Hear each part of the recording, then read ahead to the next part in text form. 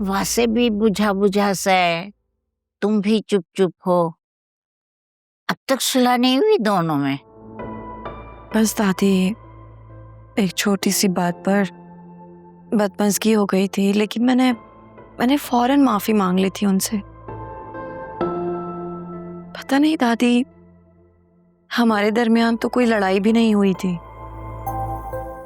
लेकिन वहां से जब से वापस आए हैं बहुत खामोश खामोश हैं। और फिर अपने दोस्त के चक्कर में वो बार बार हॉस्पिटल भी आना जाना कर रहे हैं।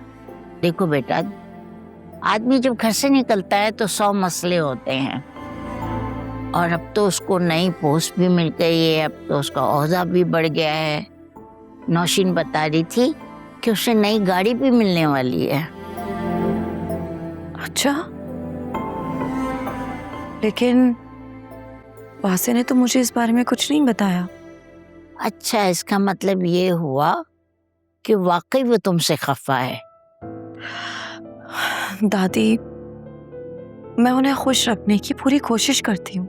देखो बेटा, खुश रखना और खुश करना दोनों अलग अलग बातें हैं। आलिया, देखो मेरी बच्ची, 2 तरीके से शौहर को खुश करना होता है जब वो नाराज हो तो। यानी अच्छा खाना पकाकर उसको खिलाना होता है, और फिर खूब अच्छी तरह से तैयार होकर शौहर के सामने जाना।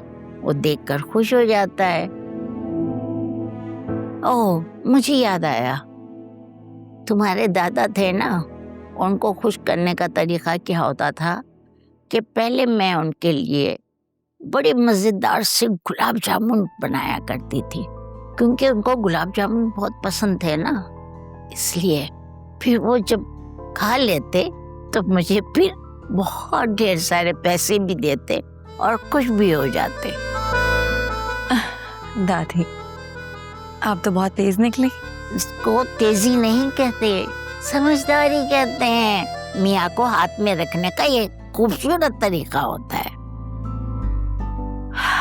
मेरी अम्मा भी कहती हैं कि सारा दिन भले ही शौहर से नाराजगी रहे, लेकिन रात सोने से पहले शौहर से नाराजगी खत्म कर देनी चाहिए। बिल्कुल सच कहती है तुम्हारी माँ, ऐसे ही होना चाहिए। जो आपका हुक्म। बस ठीक है, अमल करती रहना। चलो मैं चलती हूँ।